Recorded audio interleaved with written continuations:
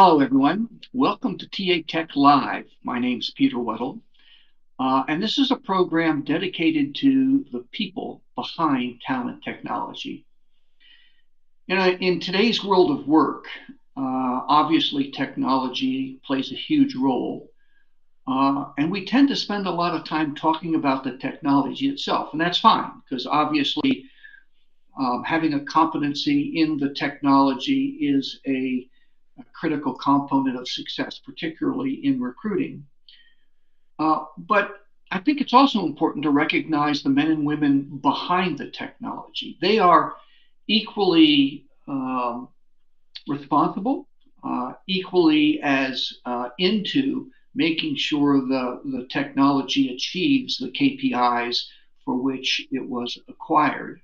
And they're not only the men and women who develop and sell and implement the technology, they're also the folks who inform those developers, who provide the research and the data and the insights that help them craft their products and position them in the marketplace.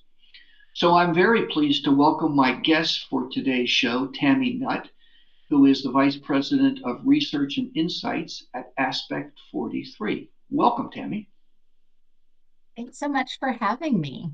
Yeah, it's I'm nice to have excited you to be here. here. So we're going to talk about your company, Aspect 43, a little bit later. But for now, just because we want to focus on you, what is your role? What does the Vice President of Research and Insights do at Aspect 43?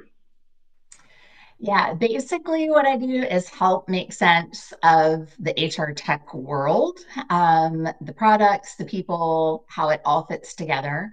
I do that through leading research on trends, buyer behavior, what's working in the market, so that HR teams and tech providers can make smarter, better decisions across the board. But where does the data come from?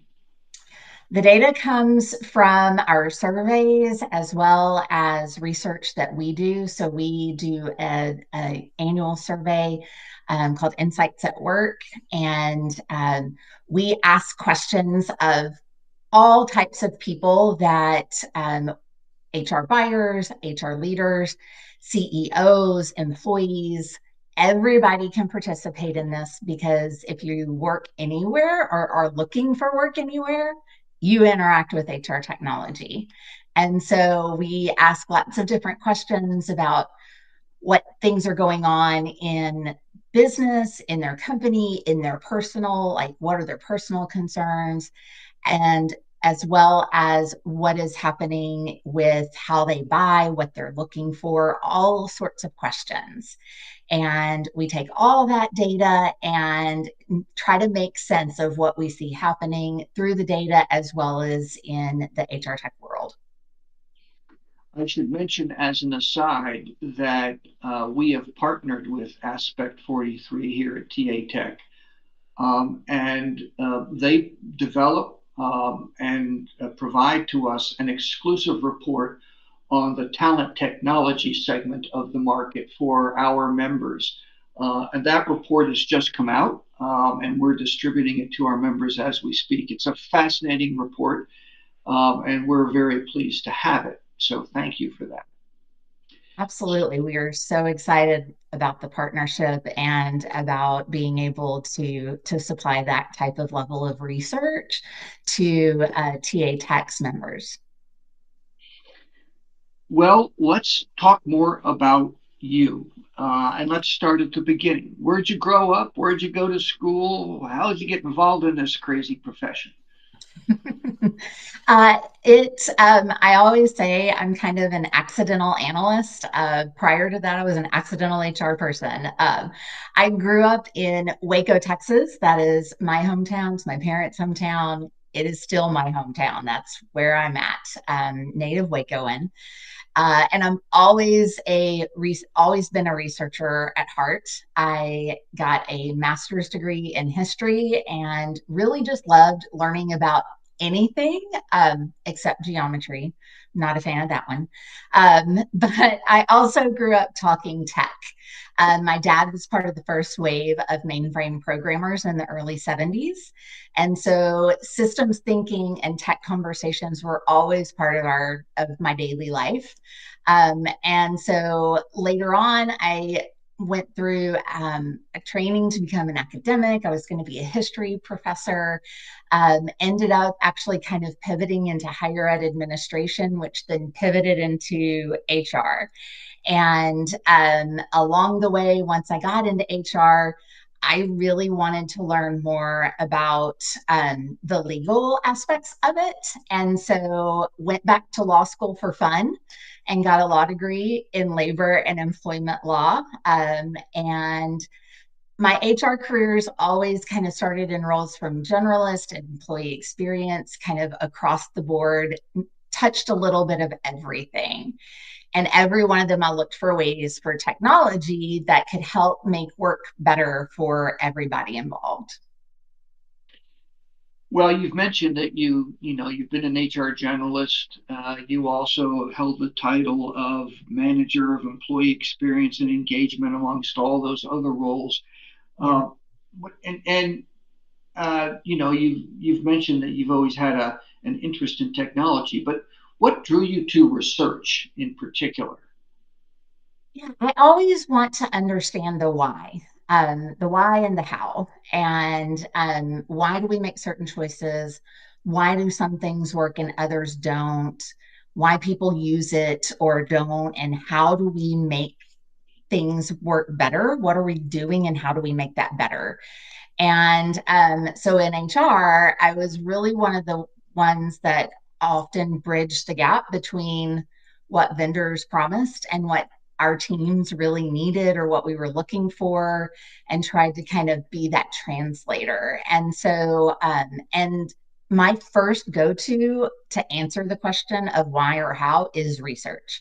I do that with everything, whether it's cough medicine or a employee experience platform. I'm going to be doing some research is the first thing I do.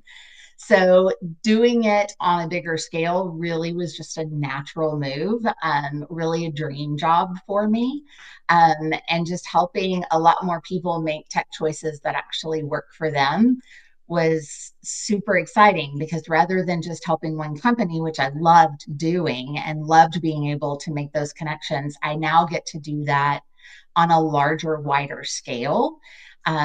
And I like being able to do that research that then drives a positive impact. What then do you think are the major challenges facing HR and talent acquisition organizations as they buy and implement technology? Most of them, maybe even all of them, are now doing it. Um, Yep. what are in your view, the major pitfalls that an organization needs to be aware of? Yeah, the first thing that this is actually a question that we ask in our research. And so it also is substantiated by our daily interactions with HR and TA teams. So the first thing really is that more than half of teams say they don't know where to start or what they need. There's just so many tools. They seem very similar. Um, and a lot of the vendors don't truly articulate or understand how HR and TA work. And so HR and TA teams are just kind of overwhelmed with the selection process and don't really know how to get going. A lot of times, too, what we've heard from practitioners is that they're told, or they see something at a conference or hear something on a podcast or a webinar, that they're like, oh, we need employee experience platform, and they're told to go look for an employee experience platform.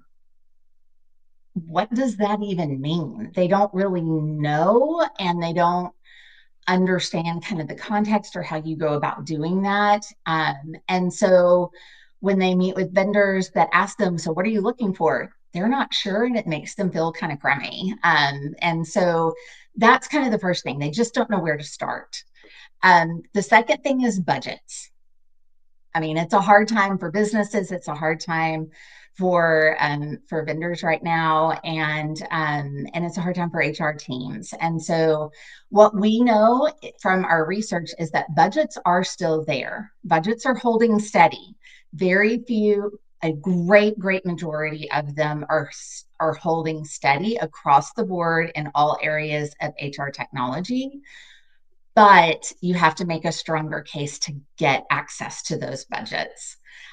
Those purse strings are being held pretty tightly, and it's not always just by HR. It's CFOs, it's CEOs, it's CIOs, it's all across the board. The C-suites all need to be able to buy in. Leaders have been burned by tools that didn't really like provide what they said they would. They either invested in vaporware or they didn't have the adoption that they expected, so the ROI didn't come.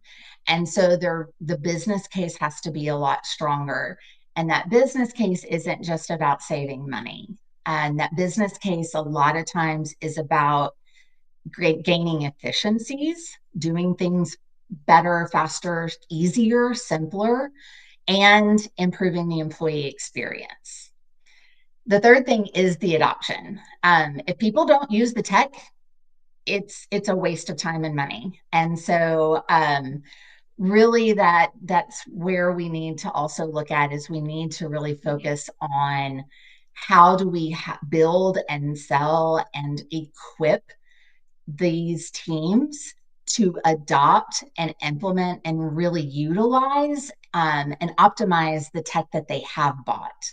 A lot of times that's an afterthought. You get the sale and then it's kind of like, oh, we're just going to support you, which is super important.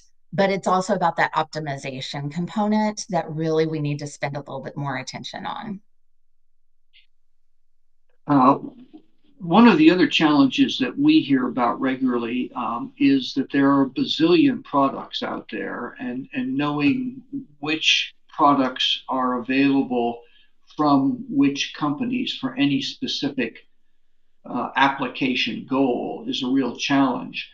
So one of the things that we did at TAtech is put together a talent technology buyer's guide, which is organized by various categories.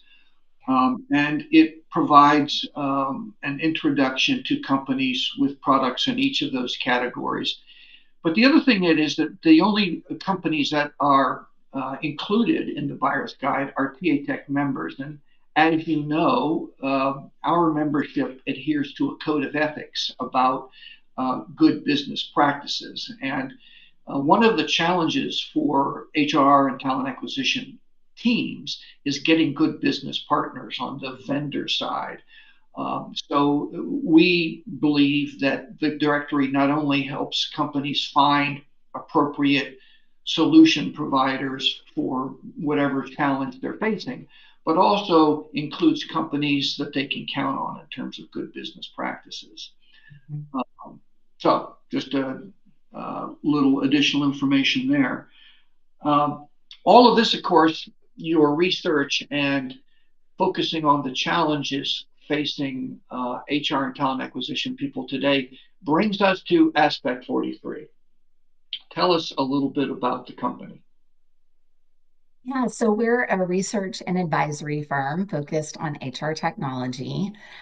We really look to provide independent, vendor neutral insights, things like category guides, market reports, buyer research, and we advise tech providers on go-to-market aspects as well as educate HR buyers on the technology. And those HR buyers aren't just HR teams. We know that HR is not the only one involved in those buying decisions. And so we really try to equip and enable buyers across the board, all of those areas, including users, on understanding what the technology is, what it can do, and just help to enable them to really understand where to get started and what is happening. Our whole mission is to close the gap between the people who make the tech and the people who use it. And we just try to bridge that gap. You said earlier that one of the biggest challenges, you mentioned three. The first was knowing where to start. And I think so often the wrong place to start is going out with the goal of buying technology. I think really what you want to do is go out and try to solve a problem or create that efficiency that you were talking about. Know what you need to have accomplished, whether it's improving KPIs or being able to reduce costs, whatever it may be, and then you start down the path towards picking technology for that particular goal. Do you work with employers then, helping them to get started, if you will, on the acquisition process? What we do is that we really try to provide the educational materials, the market education, to understand how to get started, what is happening, and in the world of business, in the world of work, and in the world of tech around different types of HR technology. We try to we create what we call bubble charts of all the different types of technologies within certain areas in our market landscape guides, so that those buyers and those teams and employers can really start with an understanding of the context. We feel like a lot of times that they just jump to one point solution or to one vendor, and they don't really understand what's actually available and what it does. And so we provide the market education on understanding what it is and how it works. We don't tell, or we're very vendor neutral. So we don't tell companies, hey, here's who you should look at. We're not so much focused on the who as the what and the how. That's kind of where we really provide the expertise, because the who depends on the what they need, what solution, what problems are they trying to solve, what works best for their company and their culture as a partner. One of the things that we do provide is we have a buying HR technology guide that kind of tells them what the process should be if they think they're going to start down this path, regardless of what specific tech they're looking at. And one of the very first things that we explain in that is you need to really understand what your issue is, because don't find a tech and try to band-aid it onto your problem. You may have a gaping wound and a little band-aid's not going to fix it, or you may have just a little cut and you don't need major surgery. So we want them to really understand what their issues are and what their problems they're trying to solve before they ever even look at a piece of technology or start down that path. And so we want to really help them across that board. There's other analysts and other folks and organizations like y'all that really help to provide a good guide on who to start looking at and how to go down that path of the specifics once they've gotten to that point. We're trying to help them get there. We try to kind of educate them about that process before they ever get to that starting point. You mentioned in your three challenges making sure that the technology that you buy actually get used, which raises the whole implementation issue. You've pointed out that there are multiple stakeholders in the process, and you need their buy-in as well as the recruiting team. But I think oftentimes technology is a change agent, and companies either ignore or underestimate the impact it will have on operating procedures, even the culture of the organization. Do you take a look at that as well? Absolutely. I think technology is I totally agree. It is a change agent. I think the thing that what we want to ensure is um, that the use of the technology is easy enough to be used, that it is user friendly, and that it is designed and can be applied by both recruiting teams, managers, and with recruiting with your applicants. All of those groups are able to use it easily, and intuitively, and that it actually is designed in the way that will help them achieve whatever goal it is that they need to, whatever problem they're trying to solve, it solves it.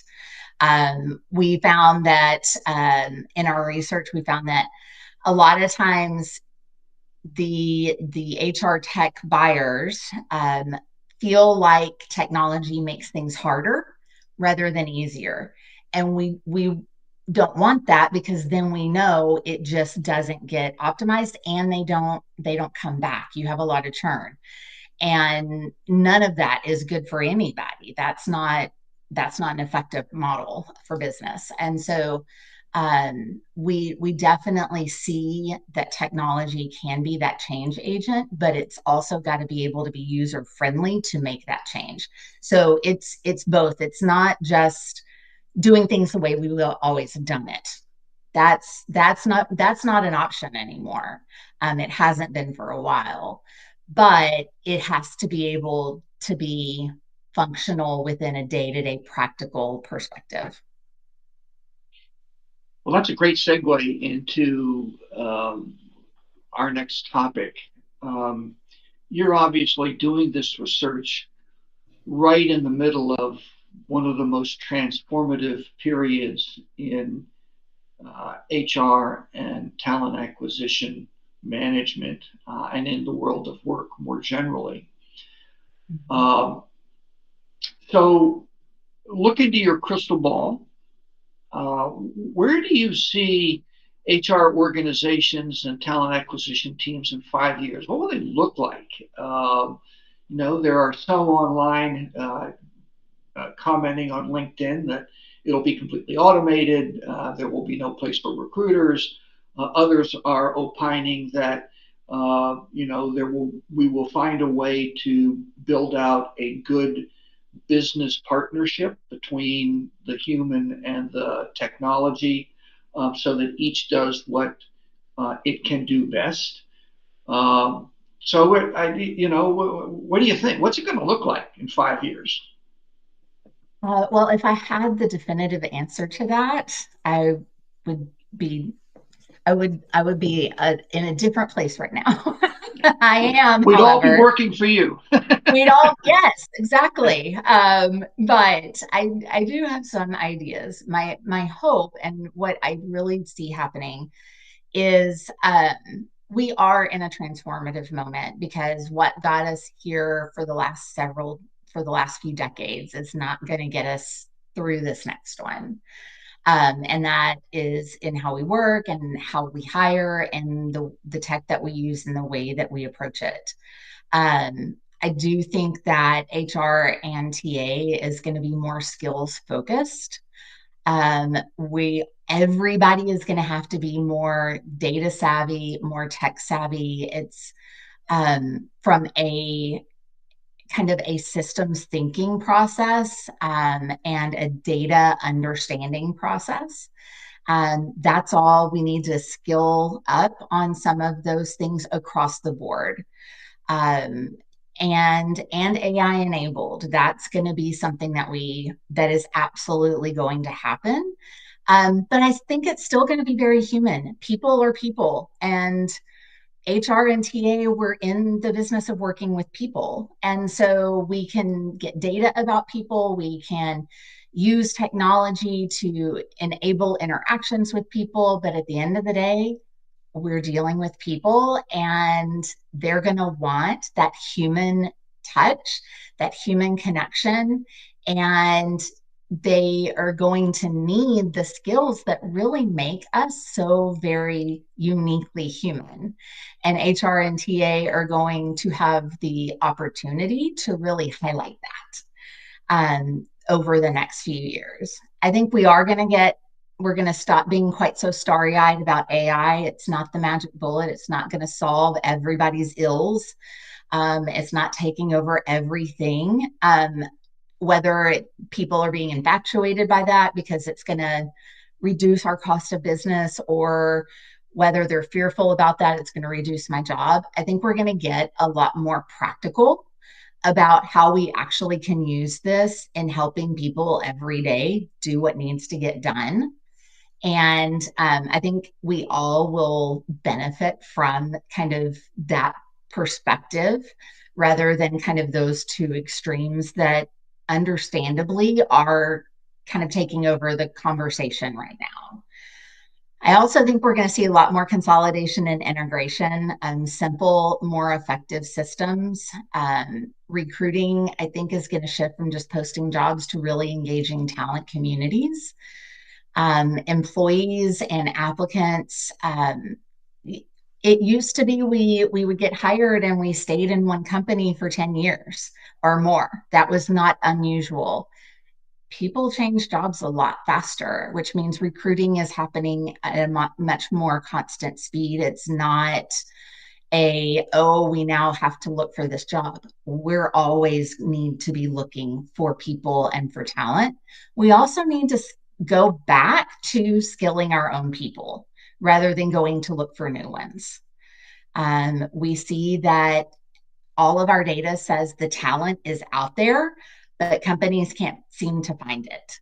And so there's a real gap between those two things that we've got to work toward bridging. I also think we're going to get better at identifying real skills, technical and behavioral, and be able to help both applicants and current employees as well as employers be able to connect in a better, more effective way. But most importantly, I think it's really going to be about enabling people, not replacing them. I think that last point is incredibly important. I've written a couple books about AI, so I know just enough to be dangerous. But I think that one of the core competencies going forward is going to be the ability to oversee technology, not manage it, but to, in almost an editorial function, make sure that what the technology, artificial intelligence in particular, is bringing back to the organization as wisdom or applied knowledge is actually wisdom and applied knowledge. For example, a lot of companies today are using ChatGPT or some other large language model to write job postings. But here's the rub. The way AI learns is it's taught on past history. It's taught with all of the stuff that you and I have done on the web over the past 15 or 20 years. And historically, job postings have been horrible. They've been absolutely, they've been classified ads posted online. So, having a job posting written by a chatbot without some human oversight is simply increasing the efficiency of your inefficiency. It is a way of, unfortunately, not capturing the skills you were talking about, the innovation, the creativity that the human can bring to bear. So I would respectfully suggest that, what we need to do is also be able to look over the shoulder of our AI partner and make sure that what they're providing us isn't the same old, but actually something that will help the company move forward into the future. Absolutely. Coming from, as I've shared before, compliance is my love language. And so I have great concerns from a compliance standpoint that that is how a lot of what is being done right now is being trained on. And it's all compliance issue. It's also an innovation issue. Um, you One of the great things about human beings is that we have creativity. We think about things from different perspectives. And if you're only training based on what you've had before, you're missing that. You're just continuing the same thing that may or may not have been super effective. And it may have been effective then and not effective tomorrow. Right. And so I absolutely think that we need the people in the process, and giving them the abilities to be able to be creative, to be innovative, to think about things differently, and to bring those different perspectives in, and to be able to adapt to the new reality, the new situation, whatever may come. We don't know, so how can we train for it? We've got to be able to respond and be proactive in the moment, and that's something that is uniquely human. And that's a great piece of wisdom with which to close out our program. Unfortunately, we've come to the end of our time. Uh, well, before I let you go, do you have any, final thought, final piece of insight that you've gained from your research that you'd like to share with our viewers today? I think the biggest thing that we've seen is that you when you are looking at either acquiring or selecting technology, or whether you're building it, you've got to remember all the people that are going to be have their hands on it, and just make sure that you are including their perspectives in that process. Whether it's they're going to be users, or whether it's going to be they're going to be administrators of it. All of that we need to remember that there are people at the end of these keyboards, and they've got real lives going on a day-to-day basis, and this can actually serve them and help them in those real lives. And so just to keep that in mind across the board. Great. Well, there you have it. Tami Nutt, Vice President of Research and Insights at Aspect 43. Tami, if people want to get in touch with you or learn more about Aspect 43, how should they do that? Yeah, you can visit us at aspect43.com. You can find our research, our reports. They're free to the market, so you can download those all you want, share them around. And then I'm always happy to connect on LinkedIn if you want to talk HR, tech, or how to make work better. I'm there. Thank you very much for joining us today. I really enjoyed our conversation and I learned a lot. So thank you for both of those. And thanks to all of you for joining us today. TAtech Live, the people behind talent technology. I hope you'll come back for our next show, which will be in about a month or so. Thanks very much. See you again soon.